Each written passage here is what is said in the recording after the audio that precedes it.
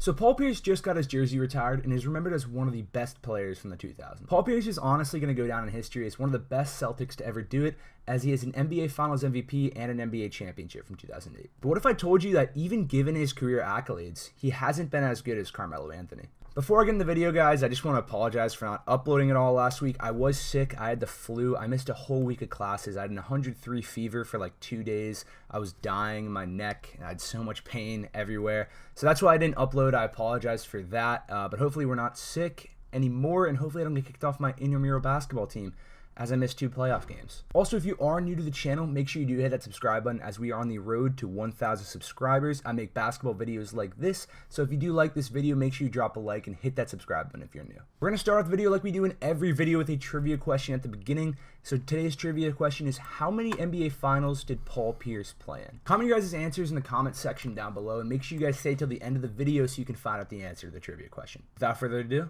let's get into the video. So Carmelo Anthony and Paul Pierce are very similar players, but have completely different career paths. Paul stayed in Boston for most of his career, eventually winning a championship and a Finals MVP. He was also such a popular figure in Boston, and the NBA and its fans seemed to love him. Melo, on the other hand, started off with Denver and made it all the way to the Western Conference Finals, and then forced a trade to New York. Well, his tenure with the New York Knicks didn't go as planned, as the Knicks never made it past the second round, but now he's in OKC, and he might have his best chance to finally win a ring, or even just make the Finals. So overall, looking just at team success, everyone would probably assume Paul Pierce is better than Carmelo Anthony, right? This is where team success becomes a little too important. Yes, Melo doesn't have a ring and Paul Pierce does, but when you really break it down, Paul Pierce didn't win a ring until 2 superstars in their primes in Ray Allen and Kevin Garnett joined the Celtics. Also, Paul Pierce played for one of the smartest run organizations in the league, while Melo played in Denver in the circus we all like to call the New York Knicks. However, since Melo never actually made it to the finals, we can't really compare finals performances, so let's just compare playoff performances between the two. We're going to start off with Paul Pierce's playoff statistics. In the 2002 season, the New Jersey Nets and the Boston Celtics were the 1 and 2 seeds. They met in the Eastern Conference Finals with an NBA Finals berth on the line. The Celtics got crushed game 1 but had a miraculous comeback in game 2. When everyone looks back on this series, they always remember that Paul Pierce had 30 points in that comeback game. However, when you look at the rest of the series,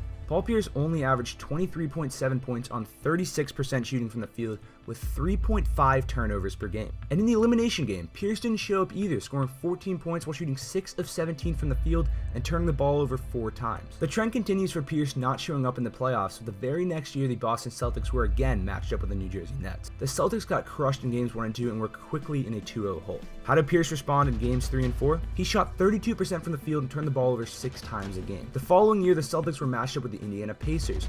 How does the Truth respond to being eliminated 2 years in a row from the playoffs? He drops another dud, averaging 20.8 points per game while shooting 34% from the field and averaging 6 turnovers a game. Pierce could not get it done on his own, as he had those abysmal playoff series, and the next 3 years got bounced in the first round and didn't make the playoffs 2 out of the 3 years. Now again, you could make the argument that Pierce didn't have the supporting cast to actually elevate his team enough to an NBA Finals. So let's look at his playoff games with Ray Allen and Kevin Garnett. Did you guys ever wonder why that great Boston Celtics team was always pushed to 6 and 7 game series by mediocre teams? There was always a constant in those series, and that constant was Paul Pierce underperforming. In the 2008 series against the Hawks for games 1 through 6, Pierce averaged a small 16.3 points per game on only 40% shooting from the field. He must have balled out in the elimination game, right? No. He didn't. He scored 22 points but shot just 35% from the field en route to a Celtic victory. Now the next series, a lot of people remember Pierce dropping 41 against the Cavs in Game 7. While this was super impressive and should be remembered as one of the greatest playoff performances in Celtic history, he greatly underperformed in the first 6 games of that series. In games 1 through 6, Pierce averaged 15.8 points,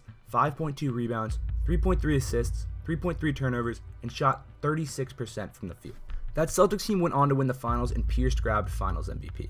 Now, I'm not saying Pierce did not deserve to win NBA Finals MVP, but based on performance, Ray Allen might have got robbed. Pierce averaged 21.8 points and 4 rebounds per game on 59% true shooting. Allen, on the other hand, averaged 20.3 points, 5 rebounds per game on a 71% true shooting percentage. In 2009, Kevin Garnett went down with an injury, and most people expected Paul Pierce to take charge of the team. Well, that didn't necessarily happen, as in the last 4 games of the series, Pierce averaged 24 points per game on just 40% shooting while turning the ball over 4 times per game. Also, in the clip right here, you will see Paul Pierce turn the ball over in the final seconds and then foul Joakim Noah to lose Game 6. The Celtics did end up winning that series, but it was still kind of sad to see a team with that much talent only win in 7 games to a team led by rookie Derrick Rose. The following year in the playoffs, the Celtics made it all the way to the finals and held a 3-2 lead on the Lakers. The last 2 games of that series, though, Pierce averaged 15 points, 7 rebounds, and 4 turnovers per game on 38% shooting from the field. This is what concerns me about Pierce. You always ask your best players to deliver their best performances in the playoffs or elimination games. However, it seems with Pierce, he would play worse when the game really mattered. Pierce was quoted as saying once, "If I was younger, LeBron's legacy would have been different." So let's see what happened when Pierce and James met in the playoffs. In 2010, when the two met, Pierce averaged 13.5 points per game on 34% shooting from the field. Not great numbers. In 2012, when the two met in the playoffs from games 3 through 7, Pierce averaged 18.6 points per game on 34% shooting from the field, and the Celtics went on to lose that series in 7. And finally, in 2014, Pierce made a huge mistake as he asked to guard LeBron James in a playoff game between Brooklyn and Miami, and guess what happened? LeBron dropped his playoff career high with an astonishing 49 points on Paul Pierce. Now again, I'm not saying Paul Pierce was a bad NBA player at any means. All I'm saying is team success doesn't always really matter that much when you are comparing players. Paul Pierce was obviously in a better situation in his entire career than Melo, and it really showed when it came down to playoff opportunities.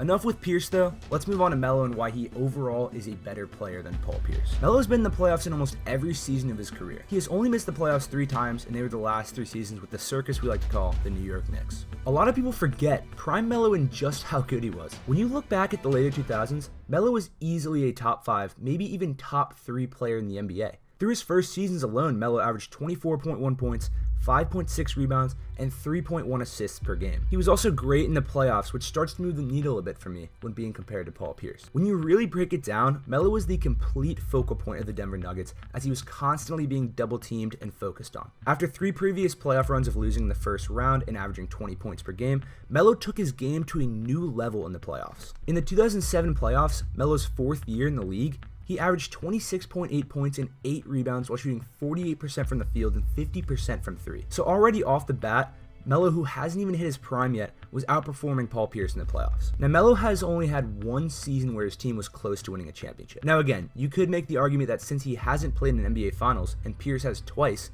Pierce is better. But the thing is, Pierce didn't play well without superstar teammates either.